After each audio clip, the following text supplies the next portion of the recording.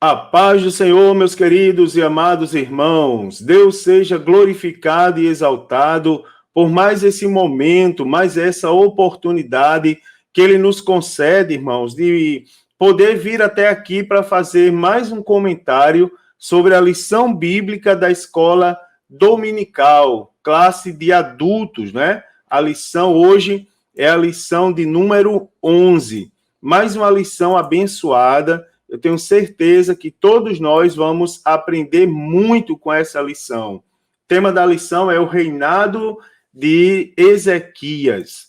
A leitura bíblica, querido, para essa lição está no primeiro livro, no segundo livro dos Reis, me perdoe, capítulo 18 e 19. Vamos ler no capítulo 18, versículo 1 a 3, 13, 18 e 29. E no capítulo 19, versículo 1, de 5 a 7, 15, 16, 20 e 21. Acompanhe a leitura.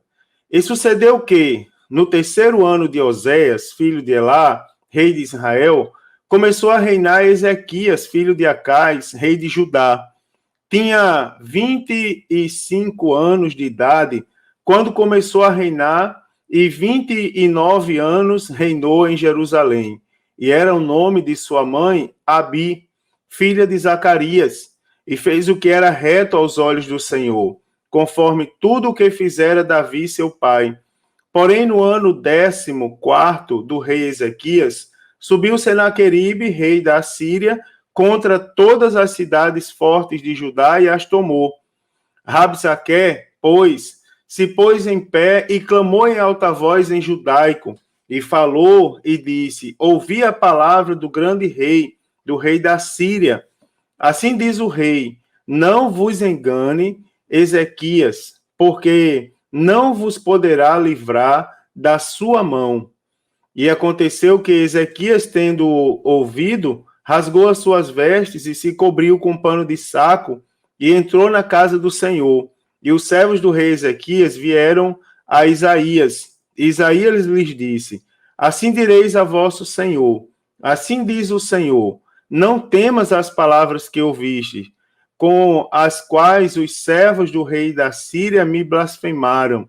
Eis que meterei nele um espírito, e ele ouvirá um ruído, e voltará para a sua terra à espada, e o farei calar na sua terra.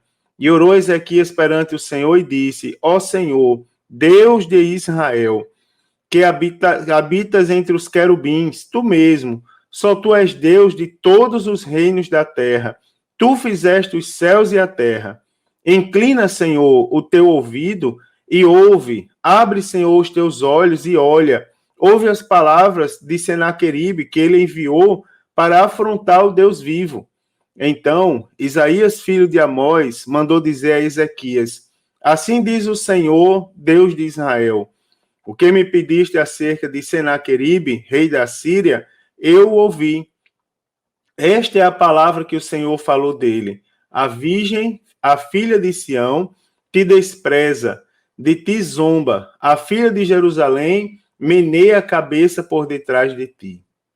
Queridos irmãos, nesse comentário da lição de hoje, vamos focar no reinado do rei Ezequias, né? Inicialmente, irmãos, eu quero falar para os irmãos sobre as qualidades que notabilizaram o rei Ezequias como um dos reis mais justos de Judá. Também eu quero analisar com os irmãos as principais reformas realizadas pelo rei Ezequias. E também nós temos que compreender que os princípios extraídos das reformas do rei Ezequias nos remetem ao que nós podemos chamar de um verdadeiro avivamento espiritual. Então, para começar, nada mais justo do que falar algumas informações sobre o rei Ezequias.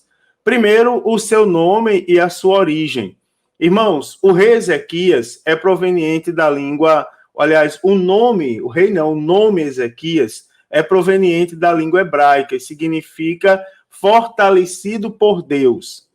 Ezequias foi filho do rei Acais, um dos reis ímpios de Judá, e diferente do seu pai, segundo Reis 18:3, diz que o rei Ezequias fez o que era reto aos olhos do Senhor, conforme tudo o que fizera o rei Davi, né? Então, por esse motivo mesmo, o rei Ezequias ele é considerado um dos maiores e mais virtuosos reis que subiram ao trono de Judá. Então, durante o seu reinado, que durou cerca de 29 anos, nós temos por destaque uma grande reforma religiosa que conduziu o povo à adoração ao Deus verdadeiro, tá certo? O rei Ezequias ele tem esse destaque. Quanto ao seu reinado, o rei Ezequias começou a reinar com 11 anos de idade, por volta do ano 729 a.C., em corregência com seu pai, o rei Acais, não é? Mas de uma maneira incrível, irmãos, de uma maneira até que nos chama a atenção, com certeza, o rei Ezequias não foi influenciado pela apostasia espiritual que foi promovida pelo rei Acais. Aos 25 anos de idade, quando finalmente assumiu o trono só, não é? Porque antes estava reinando junto com seu pai, a sua primeira iniciativa foi promover a reforma nas instituições religiosas do reino de Judá, né? Então, nos seus anos de corregência, provavelmente serviu para o rei Ezequias discernir que a forma como seu pai reinou não agradava a Deus, tá certo? E por isso havia trazido sérias consequências para o povo de Deus, inclusive o reino do norte, né? Inclusive também o reino do norte. Quanto às qualidades do rei Ezequias, eu posso dizer aos irmãos que ele tinha qualidades, né, durante o seu reinado, que o notabilizaram, né, fazendo dele um dos poucos reis de Judá que serviram e adoraram ao Deus verdadeiro. A gente pode destacar algumas qualidades, como, por exemplo, o rei Ezequias foi um rei que confiou no Senhor, né? O rei Ezequias, ele incentivou amplas reformas civis e religiosas em Judá. Ele teve um relacionamento pessoal e crescente com Deus, que está muito claro no texto bíblico, por exemplo, em 2 Reis 18:5, onde diz: no Senhor, Deus de Israel, confiou, de maneira que, depois dele, não houve seu semelhante entre todos os reis de Judá, nem entre os que foram antes dele. E um dos resultados, irmãos, dessa confiança do rei Ezequias ter um relacionamento notório com Deus foi conseguir sucesso militar, né? Isso traz a nossa lembrança, irmãos, que os que confiam no Senhor são como os montes de Sião, né? Que não se abalam, conforme está lá no Salmo de número 125, né? Então, nós temos que confiar em Deus, e nós confiamos em Deus, tiramos isso por conclusão simples, mas verdadeira. Temos que confiar em Deus porque não existe outro semelhante ao nosso Deus. Não existe outro Deus, irmão, né? E o nosso Deus é a nossa rocha, a nossa fortaleza e também o nosso socorro bem presente na hora da angústia. Outra qualidade do rei Ezequias é que ele teve uma vida de oração, né? Então, entre tantas qualidades do rei Ezequias, esse merece destaque, uma vida de oração, né, irmãos? Isso pode ser muito bem notado quando Senaqueribe, rei da Síria, com um poderoso exército, ameaçou Israel, né? Segundo Crônicas 32:20, diz: o rei Ezequias e o profeta Isaías, filho de Amós, oraram por causa disso e clamaram ao céu. Outra situação é que, na ocasião da doença, Deus atendeu a oração de Ezequias, concedendo-lhe mais 15 anos de vida, né, irmão? Aquele episódio bonito ali do relógio do sol, né? Que todos nós nos emociona, uma pregação muito bonita. Então, a vida do rei Ezequias, ela nos mostra, irmãos, que a oração é um assunto vital para o cristão ter uma vida de comunhão com Deus e também uma vida de vitória. Então, nós temos diversos textos na Bíblia Sagrada que nos incentivam a orar, nós como crentes em Jesus, tanto no Antigo como no Novo Testamento, nos fazendo entender que Deus, ele aspira, né, irmãos? Ou seja, ele tem o desejo de ter comunhão com o homem, de estreitar a comunhão com o homem, particularmente por meio da oração. Outro ponto interessante, outra característica notória na vida do rei Ezequias, é que era um rei que amava a palavra de Deus. Irmãos, o rei Ezequias, ele foi o patrono de vários capítulos do livro dos Provérbios, né? A palavra do Senhor relata em Provérbios 25:1, diz: estes são provérbios de Salomão, os quais transcreveram os homens de Ezequias, rei de Judá. Então, isso aí nos mostra, irmãos, o amor que o rei Ezequias tinha pela palavra de Deus. E esse amor do rei Ezequias e o seu cuidado para com a palavra do Senhor também nos remete a algumas verdades. Por exemplo, é por meio da palavra de Deus que nós aprendemos a amar, temer e obedecer Deus, né? Também é por meio da palavra de Deus que nos ensina como nós devemos amar o próximo. Bem como a palavra de Deus, irmãos, nos ensina como nós devemos viver nesse mundo, né? Então, por esse motivo, é que nós devemos dedicar o tempo da nossa vida cristã, em ler a palavra de Deus para ser sábio, crer na Bíblia para ser salvo e praticar a Bíblia Sagrada para ser santo. Aqui eu quero lembrar novamente um dado que não é muito difícil, não precisa nem eu citar a fonte, mas eu vou dizer uma coisa para você. Quase que a totalidade dos crentes em Jesus, infelizmente, nunca leram a Bíblia Sagrada toda, nem sequer uma vez. Nós temos pessoas de 50 anos de crente que têm a ousadia de abrir a boca e dizer que não tem facilidade de decorar uma passagem bíblica. Como não tem facilidade de decorar uma passagem bíblica? Eu vou dar um dado para você. Se aprende música do mundo, se aprende notícias que se lê em jornal, tantas outras coisas, simplesmente pelo motivo de ler ou de ouvir e aprender, né? Então, não há desculpa. E para fechar com chave de ouro esse ponto, quero lembrar aos irmãos que se você dedicar 10 minutos do seu dia para ler a palavra de Deus, você consegue ler pelo menos 3 capítulos por dia. E se você ler 3 capítulos da Bíblia Sagrada por dia, no final do ano, você vai ter lido a Bíblia toda. Então, queridos, dedique-se à leitura da palavra de Deus para ser um crente sábio. Não é? Creia na palavra de Deus para ser um crente salvo. E pratique a palavra de Deus para ser santo e andar em santidade na presença de Deus. Tá certo? Agora, também convém lembrar aos irmãos acerca das fragilidades do rei Ezequias. Não é? Para a lição ficar completa, o rei Ezequias, como todo homem, ele tinha algumas fragilidades, tá certo? Ora no aspecto pessoal, ora no âmbito espiritual.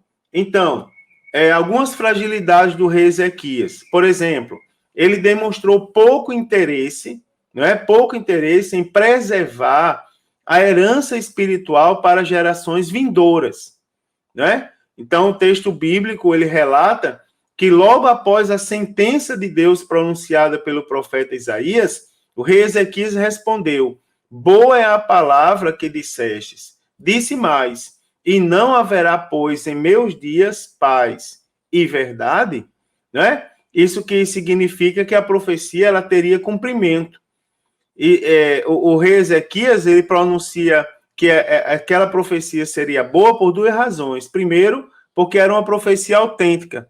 E segundo, porque teria mais lugar depois dos dias de Ezequias, deixando em paz no resto dos seus dias.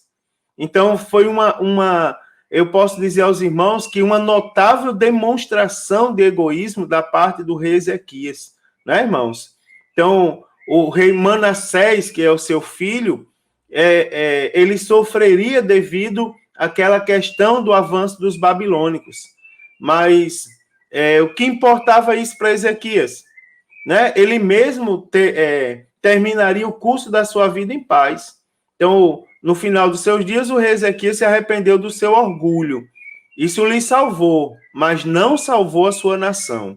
Só para os irmãos terem ideia, o rei Manassés, ele é tido como um dos piores, se não for o pior rei que já houve, né, que já reinou. Só para vocês terem uma ideia, o profeta Jeremias, ele chega a dizer que as coisas ruins que estavam acontecendo sobre o povo de Deus era consequência ainda dos atos de Manassés. Só para os irmãos terem ideia. Então, o rei Ezequias foi um rei que não se preocupou com a geração que viria depois dele, né, irmãos? Outra coisa, o rei Ezequias, ele demonstrou fraqueza quando ele exibiu toda a sua riqueza aos mensageiros da Babilônia. Então, se os irmãos forem ler lá em 2 Reis, capítulo 20, os irmãos vão ver que a visita dos enviados do rei da Babilônia tinha uma motivação política. E qual era a motivação política? Promover uma aliança com o reino de Judá, né? Então, analisando esse evento, está lá, Champlin, ele diz assim: lisonjeado pela sugestão da Babilônia de uma aliança contra a Síria, Ezequias acolheu fraternalmente os seus embaixadores e orgulhosamente exibiu seus tesouros, nada ocultando, né, da vista ali dos babilônicos. Então, quando o rei Ezequias exibiu, irmãos, o seu tesouro, ou o tesouro do seu reino, ele revelou o seu orgulho e a sua confiança nas riquezas do reino, mais do que confiar no próprio Deus. Então, nesse sentido, isso é um cuidado que a gente precisa ter, todos nós, pois a palavra de Deus, irmãos, ela adverte contra os períodos do orgulho e da autoconfiança. Né, irmãos? Provérbios 29 e 23 diz: o orgulho do ser humano o abaterá. Provérbios 16, 18 diz: antes da ruína vem a soberba, e o espírito do orgulhoso precede a queda. Então, a maneira de prevenir-se desse mal, irmãos, é a confiança, termos nós a confiança irrestrita, não é? No nosso Deus, que é o único Deus que existe. É o único Deus que tem poder para operar o que ele operou e opera. Eu quero destacar agora sobre as reformas do rei Ezequias. Não é? Então, o rei Ezequias, ele viu o reino do norte destruído pelos assírios, mas ele entendeu que era o juízo de Deus no reino do norte, não é? O juízo de Deus que enviava seus vizinhos ao exílio. Então, ele reconhecia alguns dos mesmos pecados na sua própria nação. E, por isso, ao assumir o trono, imediatamente começou a convocar o povo ao arrependimento. E esse, a gente pode dizer, que foi um dos maiores reavivamentos da história do povo de Deus, irmãos, no reinado do rei Ezequias. Primeiro, destruiu os altares dos deuses pagãos. Então, uma das primeiras atitudes do rei Ezequias foi quebrar os altares dedicados aos falsos deuses. Inclusive, o que o rei Acai, seu pai, tinha feito seguindo o modelo do que havia em Damasco. Né? O rei Ezequias, ele entendia claramente que a idolatria acarretou severas consequências para o povo de Israel. E por isso, por esse motivo, ela precisava ser retirada, aniquilada do meio da nação, né, irmãos? Inclusive a serpente de bronze erguida por Moisés há centenas de anos. Irmãos, é assim, ó. Qualquer coisa que tente assumir a primazia em nosso coração constitui-se em idolatria. Ezequiel 14:3 diz: esses homens levantaram seus ídolos no seu coração. E a Bíblia Sagrada, irmãos, ela é cheia de advertência contra a idolatria. Como, por exemplo, posso citar 1 Coríntios 10:14, Gálatas 5:20, Colossenses 3:5 e 1 Pedro, capítulo 4, versículo de número 3. Outra coisa interessante, e também um exemplo para todos nós nos dias de hoje, é que o rei Ezequias voltou a dar o dízimo, né? Então, o rei Ezequias reinstalou o costume do dízimo. E o povo logo reagiu, irmão, imediatamente e generosamente. É importante lembrar aos irmãos que o dízimo é uma doutrina que atravessa, irmãos, o Antigo Testamento. Por quê? Pois é, o dízimo é algumas coisas. Primeiro, eu posso dizer que o dízimo é um princípio estabelecido por Deus, né, conforme Malaquias 3:10. O dízimo é santo ao Senhor, conforme Levítico 27:32. Outra coisa, o dízimo faz parte do culto, né, irmãos? O culto bíblico, conforme Deuteronômio capítulo 12, versículo 3. E, por fim, o dízimo é para o sustento da casa de Deus, conforme o livro dos Números, capítulo 18 e versículo de número 21. Outra coisa interessante da reforma do rei Ezequias é que ele restabeleceu a festa da Páscoa. Interessante, irmãos, que a festa da Páscoa, ela era uma ordenança divina exclusiva ali aos judeus. O nome Páscoa, ele tem por significado saltar para cima ou passar por sobre, não é? Então faz referência ao registro da Bíblia Sagrada de que o anjo da morte ou o anjo destruidor passou sobre as casas do Egito, né? Passou sobre as casas marcadas com o sangue do Cordeiro Pascal, quando o anjo matou ali os primogênitos no Egito, né? Então, quando o rei Ezequias estabeleceu a festa da Páscoa, ele estava celebrando o livramento, a libertação e a proteção do povo de Deus em relação a Israel. Então, isso ele estava deixando muito claro que o Senhor, ele era o redentor da nação israelita. Agora, irmãos, no terceiro e último ponto, eu quero comentar com os irmãos que o reinado do rei Ezequias foi um verdadeiro chamado ao avivamento. Como? Se nós observarmos todas as reformas que foram feitas pelo rei Ezequias em Judá, é um chamado, irmãos, um verdadeiro chamado, claro chamado, ao verdadeiro avivamento, que começa com a disposição de aplicar as verdades bíblicas na nossa vida prática de fé,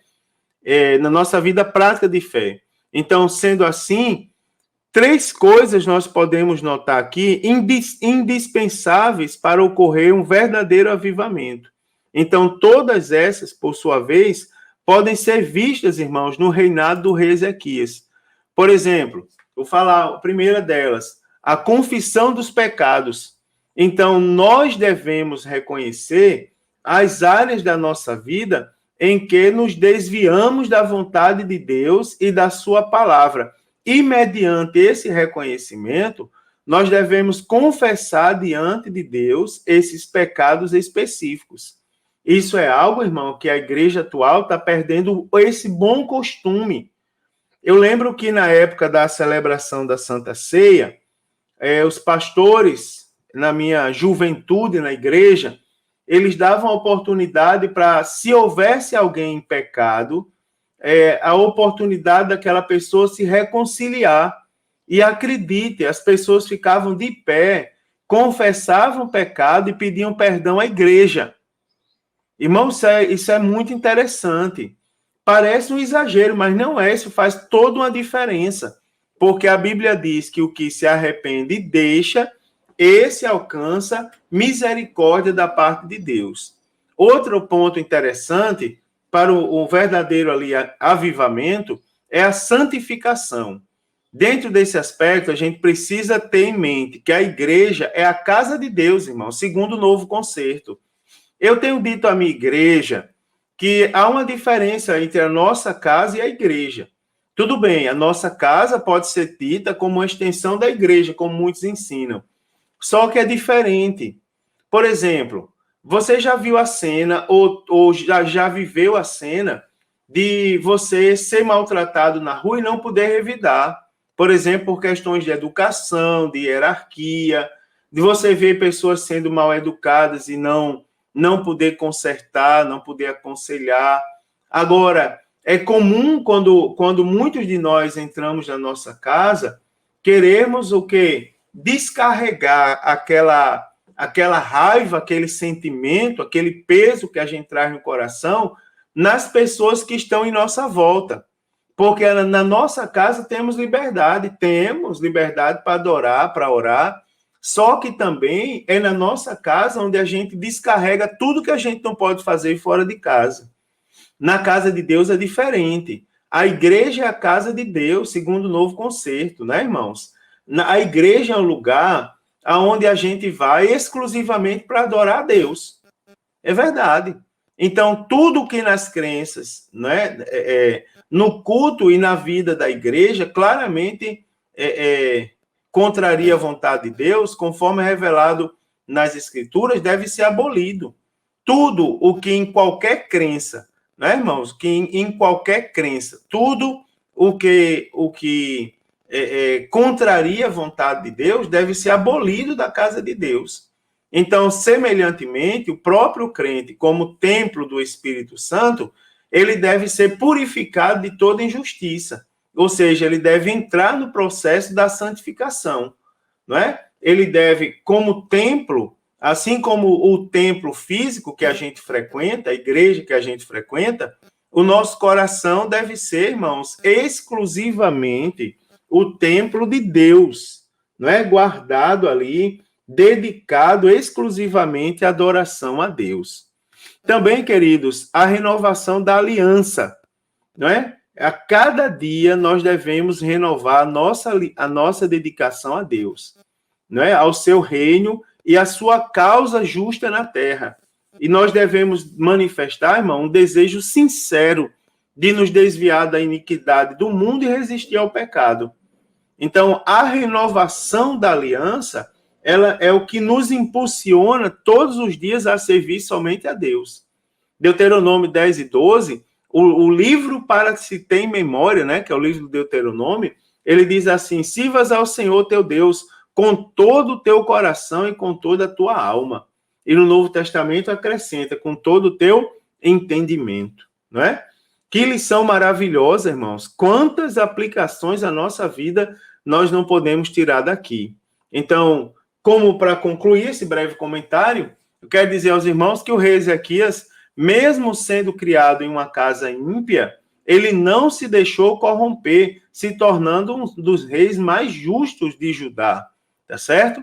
O rei Ezequias, ele empreendeu reformas que afastou a idolatria, ou seja, coisas que não agradam a Deus. Ele restabeleceu a Páscoa, não é, irmãos? Demonstrando que o Redentor de Israel é Deus.